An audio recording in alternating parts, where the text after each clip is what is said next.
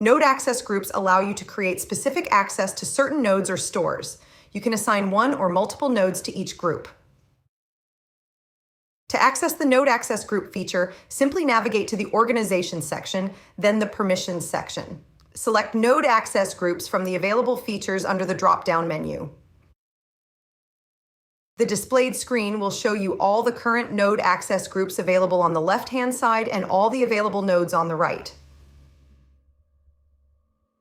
Need to see which roles are currently linked to specific access groups?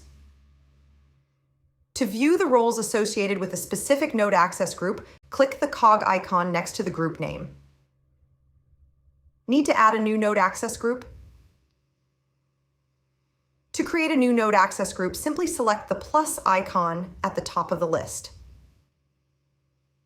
Give your new group a name, activate or deactivate it, and add an optional description.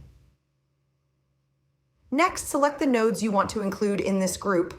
By default, all nodes are pre-selected. Once you've made your selections, click the tick icon to save the group next to the group name.